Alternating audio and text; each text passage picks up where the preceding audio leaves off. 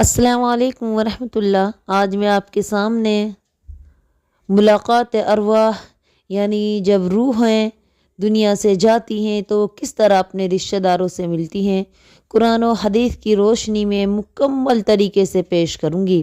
آئیے اور آپ ذرا ملاحظہ فرمائیے۔ پستی سے ابھر کر اٹھیں گے، گردوں میں گرستے جائیں گے، اس موڑ کے بعد اب منزل ہے آزاد ترانے گائیں گے۔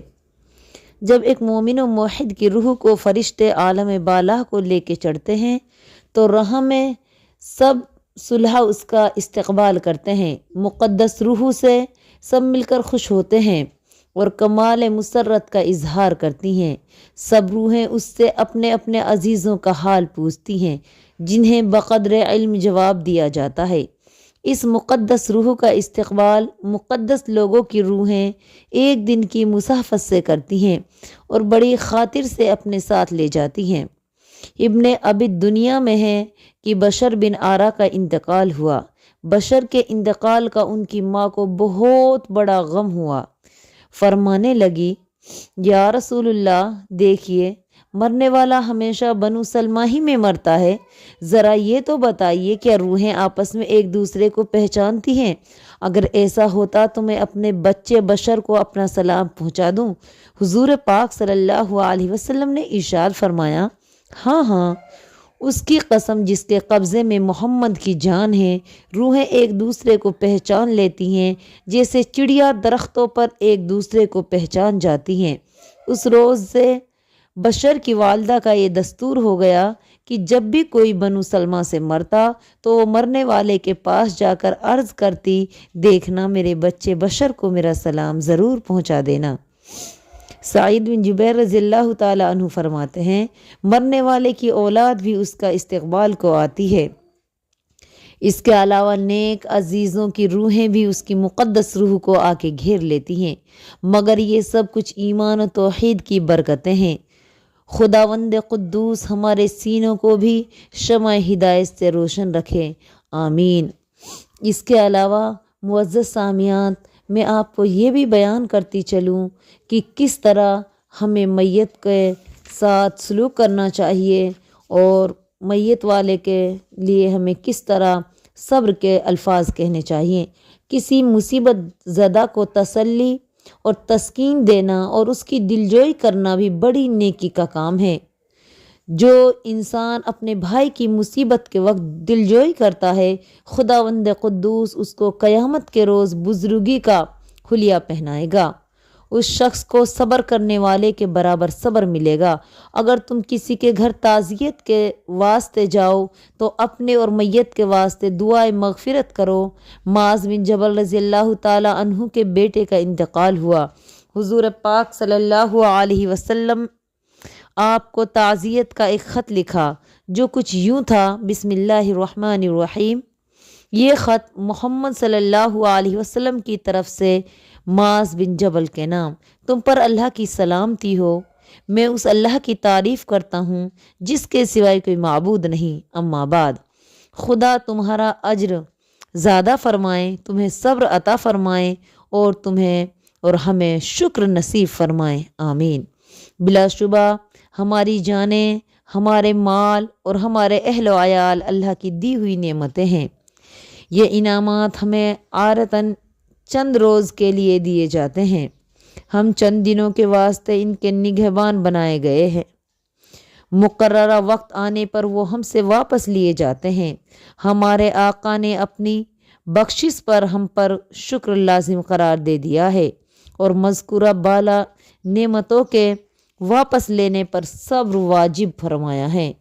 آپ کا بچہ بھی اللہ کا ایک انعام تھا جسے دیکھ کر آپ کو مسرت حاصل ہوتی تھی۔ خدا نے اپنی اس نعمت کو آپ سے بڑے اجر کے ساتھ لے لیا۔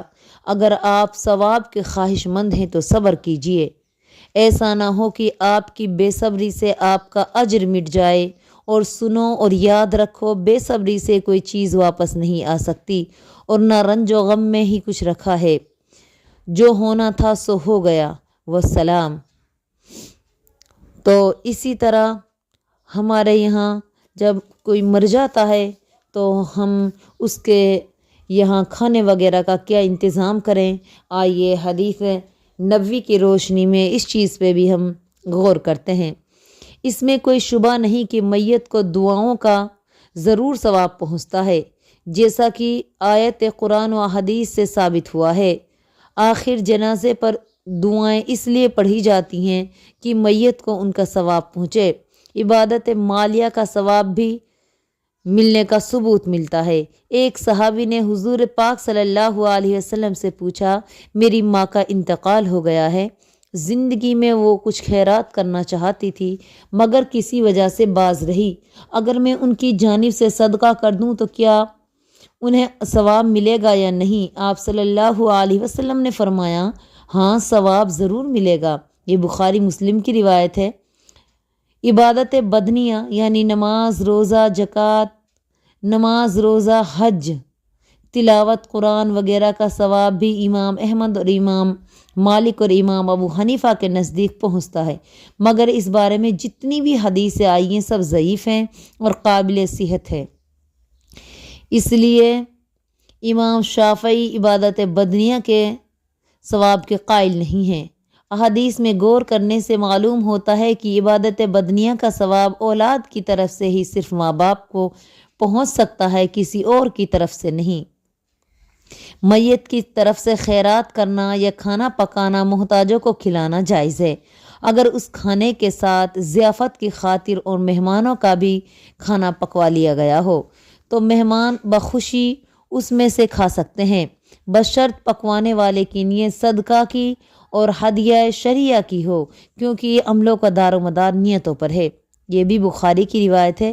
صدقے کے معارف 8 ہیں جن کا بیان قرآن کریم میں موجود ہے۔ علاوہ ان 8 قسم کے لوگوں کے اور کسی شخص کو صدقے کا استعمال نازیبا ہے۔ حضور پاک صلی اللہ علیہ وسلم نے فرمایا، صدقہ انسانوں کے ہاتھوں کا میل ہے اور آل محمد صلی اللہ علیہ وسلم پر حرام ہے۔ بلا تعین وقت میت کو ثواب پہنچنا جائز ہے، البتہ اس سلسلے میں کسی خاص وقت کا مقرر کرنا بدعت ہے۔ اس وجہ سے 10واں، 20واں، 40واں برسی یا ہفتہ کا دن مقرر کرنا یا جمعرات کو اچھا سمجھنا بدعت ہے۔ روحوں کے بارے میں یہ عقیدہ رکھنا کہ وہ جمعرات کو یا عید یا بقرہ عید کو اپنی قبروں سے چھوٹ کر اپنے اپنے گھروں کو آتی ہیں اور نہایت نرم آواز سے عزیزوں سے صدقہ و خیرات کی سفارش کرتی ہیں، بالکل غلط ہے۔ اس قسم کی کوئی حدیث نہیں ہے۔ میت کے ساتھ قبر پر کھانا یا غلہ یا نقد روپے تقسیم کرنا بدعت ہے۔ کسی حافظ کو نوکر رکھ کر قرآن کریم پڑھوا کر ثواب پہنچانا ناجائز ہے، دونوں گنہگار ہوتے ہیں۔ یہ تو دستور ہے کہ اہل میت کے یہاں دوسرے یا تیسرے یا چوتھے روز لوگ جمع ہو کر کھانا پکاتے ہیں، ایک جاہلیت کی رسم ہے جس سے علماء نے منع فرمایا ہے، کیونکہ یہ موقع مہمان داری کا نہیں ہے۔ البتہ وہ لوگ جو دور دراز سے آئے ہوئے ہیں اور انہیں اپنے گھر پہنچنا دشوار ہے، بلا شبہ وہ کھا سکتے ہیں مجبوری کے تحت۔ احباب و اقارب کو چاہیے کہ ایک وقت کا یا 2 وقت کا یا 3 وقت کا اہل میت کے واسطے کھانا پکا کر پہنچائیں اور اہل میت کو خود حاضر ہو کر کھلائیں۔ اس کھانے میں سے کسی اور شخص کو ہرگز نہیں کھانا چاہیے۔ صحابہ کرام اہل میت کے یہاں جمع ہوتے تھے، لیکن کھانا بنانا اور کھانا کھانا نوحہ میں شمار کرتے تھے، یعنی دفن کے بعد اہل میت کے یہاں جمع ہونا، کھانا کھانا حرام سمجھتے تھے۔ معلوم ہوا کہ میت کے یا موت کے روز یا دوسرے روز یا تیسرے روز یا چوتھے روز یا کسی اور روز اہل میت کا موت کی وجہ سے کھانا پکانا اور اہل برادری یا دوست و احباب کو کھلانا حرام اور ناجائز ہے۔ یہ حق فقراء اور محتاجوں کا ہے، نہ کہ برادری والوں کا اور احباب و اقارب کا۔ اس قسم کے کھانے کو پھکانے بھی ناجائز و بدعت بتایا ہے، تو ہمیں اس بات سے گریز کرنا چاہیے۔ آج کل یہ بدعت ہمارے معاشرے میں تیزی کے ساتھ پھیل رہی ہے کہ ادھر لوگ کا انتقال ہوا، ادھر کسی کا انتقال ہوا اور ادھر کھانا پکنا شروع ہو گیا۔ پورا گاؤں، پورے رشتہ دار، تمام کے تمام لوگ بریانی، گوشت اور زردہ وغیرہ کھا رہے ہیں میت کو اٹھائے جانے کے بعد، جو کہ سراسر بدعت ہے۔ اس کا کھانا، اس کا پکانا بالکل جائز نہیں ہے، کھانے والوں کو بھی پکانے والوں کو بھی حرام ہے۔ ہاں، آس پڑوس والوں کو چاہیے کہ وہ اہل میت کو اپنے گھروں سے 3 دن تک کھانا پہنچائے، اور پہنچانا ہی کافی نہیں ہے بلکہ ان کے گھر جا کے ان کو کھلا کے آئیں، یہ سنت طریقہ ہے۔ لیکن آج ہمارا معاشرہ سنت سے کوسوں دور پہنچ چکا ہے، جو قطعاً جائز نہیں ہے۔ مسلمانوں ہوش میں آؤ، ایک طرف میت ہے، ایک طرف تمہارے دیگیں چڑھی ہوئی ہیں، کھانا پک رہا ہے، ٹینٹ لگا ہوا ہے، رشتہ دار نئے نئے کپڑے پہن کے آ رہے ہیں۔ یہ میت ہے، یہ کوئی شادی بیاہ نہیں ہے، یہ کوئی خوشی کا موقع نہیں ہے، یہ عبرت کا مقام ہے کہ آج اسے موت آئی، کل ہمیں موت آنی ہے، کل ہمارا جنازہ تیار کیا جانا ہے۔ عبرت حاصل کرو۔ اقترب للناس حسابهم وهم فی غفلۃ مورزون، موت کی چکی تیزی کے ساتھ چلنے لگی، اور انسان کے دل سے موت کی جو ہے ڈر ہے، جو خوف ہے، وہ نکل چکا ہے، کیونکہ یہ قیامت کی ایک نشانی ہے۔ ہمیں میت کے یہاں پہنچ کر گھر والوں کو سمجھانا چاہیے، اور ساتھ میں خود بھی عبرت حاصل کرنی چاہیے کہ ایک نہ ایک دن اس طرح ہمیں بھی کفن پہنائے جائیں گے، ہمارا بھی جنازہ اٹھایا جائے گا، اور ہم بھی زیر زمین دفن کر دیے جائیں گے۔ تو اللہ تعالیٰ کا خوف پیدا کرو، اور اللہ کے لیے آپ مردوں سے سبق حاصل کرو، نہ کہ وہاں جا کے آپ اپنا فیشن شو کرو اور وہاں جا کے بریانی کھاؤ۔ السلام علیکم ورحمۃ اللہ۔